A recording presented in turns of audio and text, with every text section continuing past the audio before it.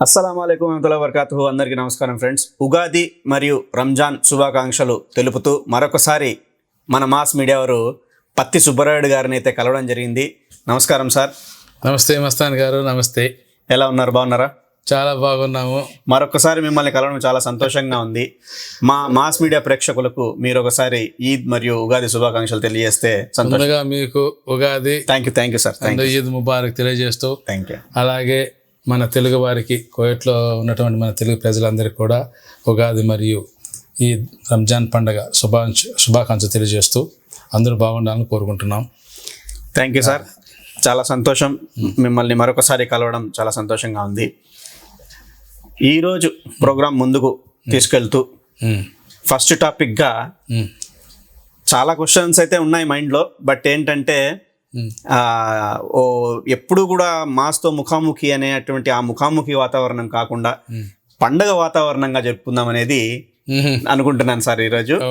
So మీరు కూడా సహకరిస్తారని అనుకుంటున్నాను. తప్పకుండా. నువ్వు ఎన్ని క్వశ్చన్లు చేస్తావో, నువ్వు ఎన్ని క్వశ్చన్లు ఉన్నాయో నువ్వు వేయాలనుకుంటున్నావు, నాకైతే అభ్యంతరం లేదు. నేను ఫ్రీడంగా కూర్చోంటున్నా. మంచిది. మనం ఇచ్చే సందేశం ప్రజలకు మంచి జరుగుతుందంటే అంతకంటే మించింది ఏమి లేదు. కరెక్ట్. తప్పకుండా మస్తాన్ గారు, మీకు ఏమి కావాలన్నా మనం సహకరిస్తాం. ప్రజలకు మంచి జరగాలి, అందరూ బాగుండాలి.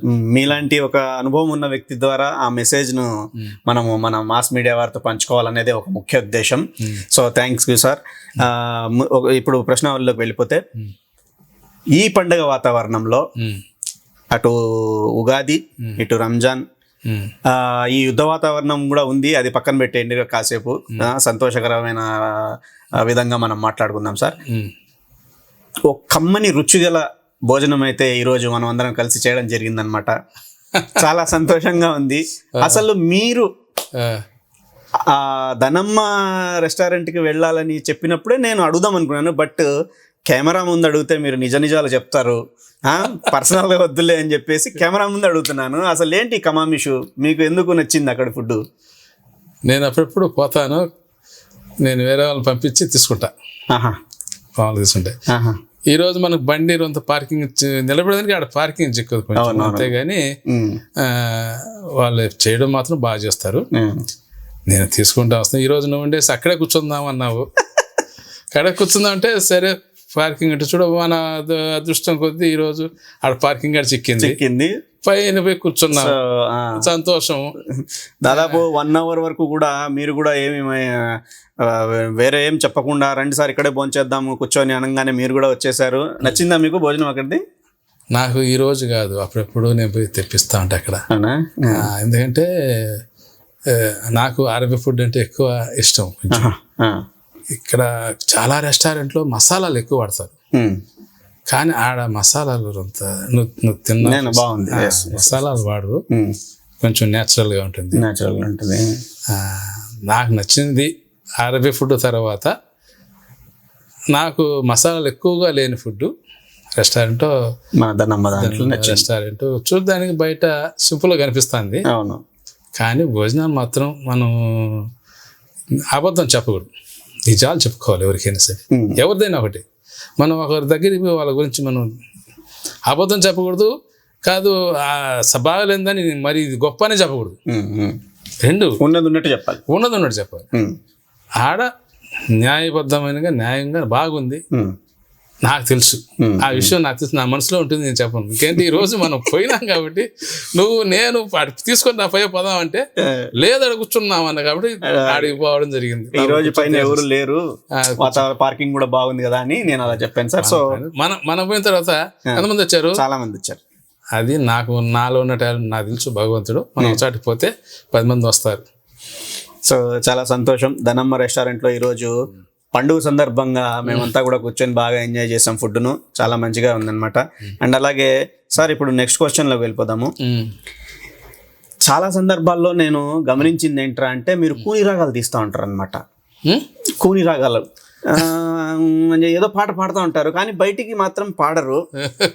ఒక్కసారి మా మాస్ మీడియా ప్రేక్షకుల కోసం ఈ పండుగ వాతావరణంలో, ఈ సంతోషకర సమయంలో ఒక చిన్న పాట ఏదైనా మీకు తోచిన పాట పాడతాను. చివరిగా పాడదాము, ఇబ్బంది కాదు. నాకు పాటలు అంటే నాకు కొంచెం ఇష్టం. నేను ఊర్లో ఖాళీగా ఉన్న సమయంలో ఇంట్లో కూర్చొని పాటలు వింటూ ఉంటాను, పాడుకుంటూ ఉంటాను. ఒకరితో నా సంబంధం లేదు. బయటగా నేను వచ్చి ఎక్కడా పాడలేదు. కొన్ని సందర్భాల్లో ఒక చాట ఎక్కడ 2 చాట పండిట్టున్నది. చాలా ప్రోగ్రామ్స్ లోనా పండితే వాళ్ళు చెప్తాను, నీ టోన్ చాలా అద్భుతంగా ఉంది, నువ్వు పాడాలి అది కొంతమంది అన్నారు. కానీ నేను అంతగా ఇప్పుడు తర్వాత ఇక్కడ కోయట్ పరిస్థితులు కూడా కొంచెం బాగాలేదు. తర్వాత ఇక్కడ ఏం చేస్తారంటే ప్రోగ్రాంలో పెట్టిన తర్వాత వాళ్ళు నేనేని కాదు, మంచి టాలెంట్ ఉన్న వాళ్ళకు మాట్లాడేవడం కానీ వాళ్ళు ఏదన్నా వాళ్ళలో ఉన్న చైతన్యం కానీ వాళ్ళకి అవకాశం సరిగా ఇవ్వడం లేదు. వాళ్ళు ఏదేదో ఉపయోగం లేని ప్రసంగాలన్నీ మాట్లాడుకుంటారు. కానీ ఏ ప్రసంగం మాట్లాడినా ప్రజలకు ఉపయోగపడితే పర్వాలేదు, ఎవరిష్టం అది. మనం వాళ్ళని కూడా మనం అనాల్సిన పని లేదు. ఏమయ్యా మీదేమో మనం ఏమన్నా మాట్లాడితే వ్యతిరేకంగా మాట్లాడచ్చు, మనకు అవసరం లేదు. నేనేమనుకుంటానంటే ఒక ప్రోగ్రామ్ అంటే ఏదైనా చేస్తే ఇలా ఉన్న వాళ్ళకి అవకాశాలు బాగా ఇవ్వాలి. ఇది టాలెంట్ ఉన్న వాళ్ళకి ముందు వాళ్ళని చూసి వాళ్ళకి ఎంత అవకాశం ఉందో ఇద్దాం. ఏమవుతుంది 10 నిమిషాలు 5 నిమిషాలు ఒక్కొక్కరికి, ఒక్కొక్క పాట 4 నిమిషాలు 3 నిమిషాలు అయినా 4 పాటలు పడితే 4 మూల 5 నిమిషాలు 7 నిమిషాలు పడతాడా పాడిని? లేదండి ఏదైనా వాళ్ళు టాలెంట్ చూపిస్తాడా? చూపిని నేను అవకాశం ఇవ్వాలంటాను.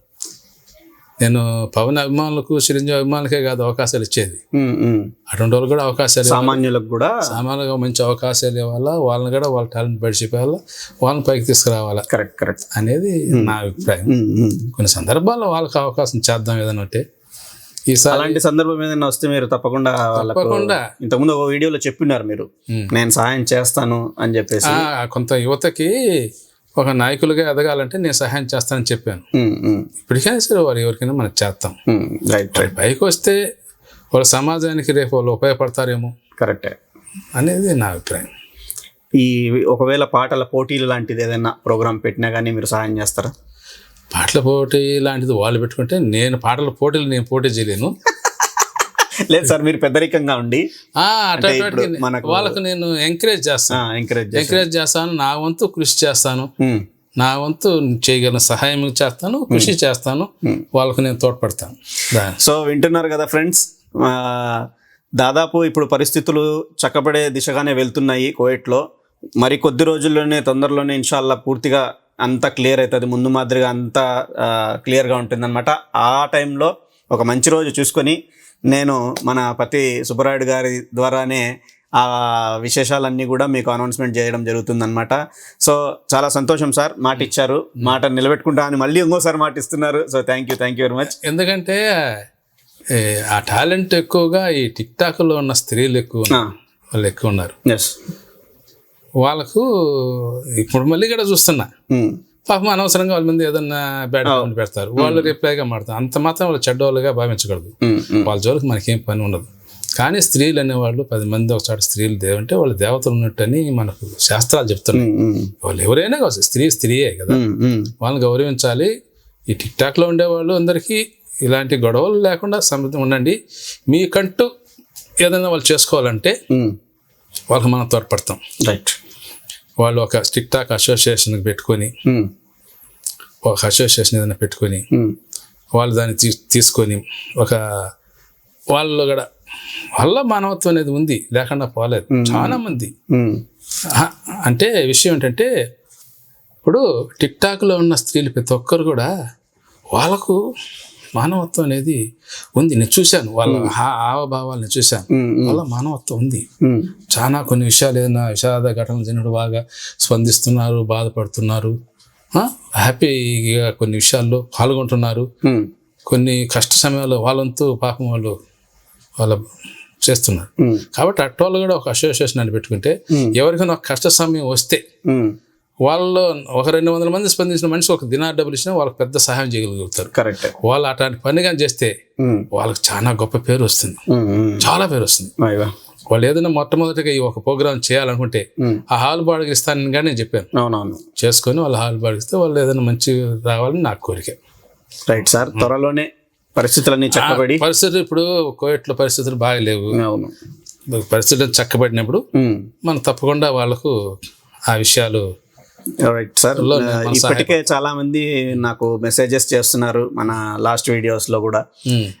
పతి సుబ్బరాయుడు గారిని కలవాలి, ఆయన ఈ విధంగా చెప్పారు కదా ప్రోగ్రామ్ సంథింగ్ అది ఇది ఆయనను కలవాలని చాలా మంది కామెంట్ కూడా చేస్తున్నారు. చాలా మంది చేస్తున్నారు అనమాట కామెంట్స్. సో ఈ పరిస్థితులన్నీ చక్కబడిన తర్వాత తప్పకుండా కూడా వాళ్ళందరినీ తీసుకొని వచ్చి మీతో మీట్ అయ్యే ఒక సందర్భాన్ని ఏర్పాటు కూడా చేయాలనేది మా ఆలోచన. వాళ్ళు కలవకపోయినా ఇబ్బంది ఏం లేదు, వాళ్ళు చేస్తున్న ప్రోగ్రామ్కి ఆ రోజు మనం అటెండ్ అవుదాము. వాళ్ళు కలవాలని వాళ్ళు ఇబ్బంది పెట్టాల్సిన అవసరం లేదు. మనం వాళ్ళు ఎప్పుడైనా ఏమన్నా ఒక చక్కగా మేము ప్రోగ్రామ్ చేసుకోవాలి మేమంటూ అంటే నేను అనుకుంటాను వాళ్ళు తలుచుకుంటే ఏమైనా సాధించగలరు. ఇక్కడ ఇంకొంతమంది చాలా మంది చూశాను నేను అనుకున్న ఆశించిన తీరులో నాకు కొన్ని జరగలేదు. కానీ వాళ్ళు మాత్రం ఖచ్చితంగా వాళ్ళు తలుచుకుంటే ఏమైనా చేయగలుగుతారు అనుకుంటున్నా. వాళ్ళు తలుచుకుంటే ఉద్యమే వస్తుంది. అలాంటి గొప్ప టాలెంట్ వల్ల ఉంది. అంటే ఆ టిక్ టాక్ లో ఉండే ఆ గ్రూప్ అందరికి ఆ టాలెంట్ ఉంది అంటారు. వాళ్ళకి మంచి టాలెంట్ ఉన్న వాళ్ళండి, మంచి తెలివితేటలు కూడా ఉన్నాయి. చూస్తున్నారు, గమనిస్తున్నా. కొంతమంది టిక్ టాక్ లో వాళ్ళని కొంచెం చీప్గా కించపరిచి మాడుతున్నాడు. తప్పు, మనం కూడా మాడుతున్నాం. ఆ టిక్ టాక్ లో మనం తప్పుడు వాళ్ళని కాదు కదా. వాళ్ళు బాగా మంచివాళ్ళు.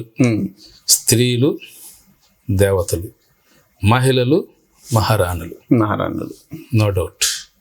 రైట్, చాలా సంతోషం సార్.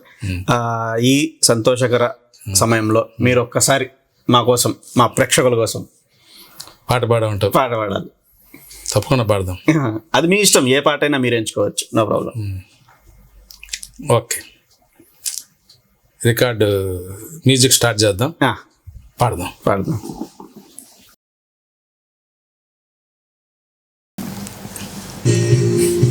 దీంట్లో జెంట్స్ నేను పెడతాను. మేల్ వాయిస్ ఆల్రెడీగా దీంట్లో ఉంది. ఫీమేల్ వాయిస్ దీంట్లో ఉంది. ఇది కురిసింది వాన ఓకే నా గుండెలో.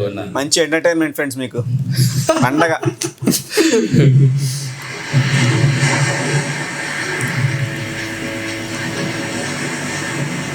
బుల్లెమ్మ బుల్లెట్ చెప్తాను. సత్యం గారు దీనికి మ్యూజిక్ డైరెక్షన్ అందించారు. రాజశ్రీ గారు రచన, ఎస్పి బాలు గారా. కురిసింది వాన నా గుండెలోన నీ చూపులే జల్లుగా. కురిసింది వాన నా గుండెలోన నీ చూపులే జల్లుగా.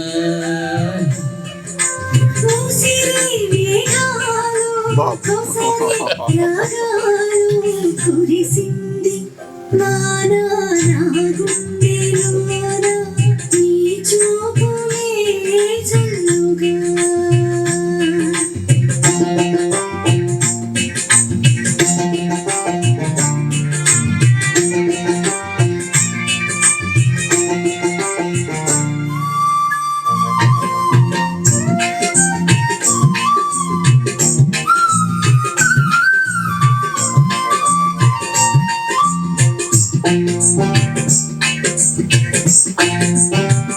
అల్లరి చేసి ఆశలు నాలో పల్లవి పాడేను.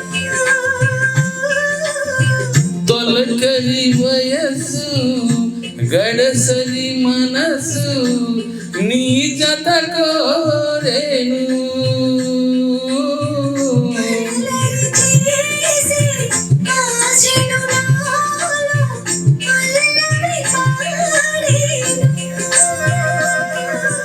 చలిగాలి వీచే హిలికింత తోచే. కురిసింది వాన నా గుండెలోన నీ చూపులే జల్లుగా.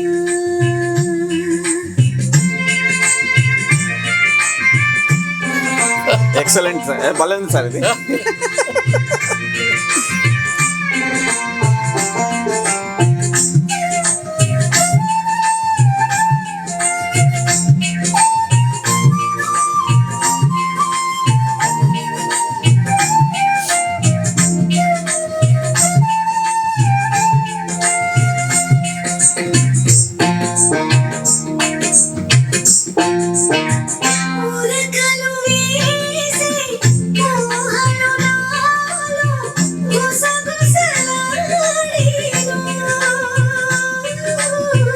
కథలను తెలిపే కాటుక కనులు కైపులు రేపేను. వేసి ఊహలు నాలో గుసగుసలాడేను. బిగువు ఇంకేలా దరికి రావేలా కురిసింది వాన నా గుండెలోన నీ చూపులే జల్లుగా. మోసిరి మేఘాలు కోసరి రాగాలు కురిసింది వాన నా గుండెలోన నీ చూపులే జల్లుగా. నీ చూపులే జల్లుగా. నీ చూపులే జల్లుగా. సూపర్ సూపర్ మాషాల్లా ఎక్సలెంట్ ఎక్సలెంట్ సార్. ఇది ఇంకా ఎక్సలెంట్గా వచ్చింది అసలు. మీలో ఇంత టాలెంట్ ఉందని చెప్పి ఈ రోజే తెలిసింది నాకు కూడా. చాలా చక్కగా పాడారు, ఎక్సలెంట్ నాకు సార్. తెలుగు పాటలు కూడా అమ్మ ప్రభమ్మ బెంగళూరు ప్రభమ్మ ఉంది కదా, ప్రభా గారు, ఆమెతో కలిసి కొన్ని పాటలు పాడాము. అవునా? ఆమె ఇంటికి వస్తారు. మాషాల్లా సూపర్ సూపర్. ఇంకొక ఆమె భైరవి మేడం అని జాబిరియన్ స్కూల్ టీచర్ ఉంది, ఆమె వస్తుంది. ఆమె హిందీ పాటలు, ఆమె నేను జాకీర్ అని ఒక ఆయన వస్తాడు, మా ముగ్గురే కలిసి నువ్వు తీసుకో షూటింగ్ తీసుకో. ఖచ్చితంగా. ఎందుకంటే చాలా పాట హిందీ పాట ఆమెతో కలిసి నేను పాడతా. హిందీలో ఇంకా ఎక్సలెంట్. చాలా అద్భుతంగా ఉంటుంది.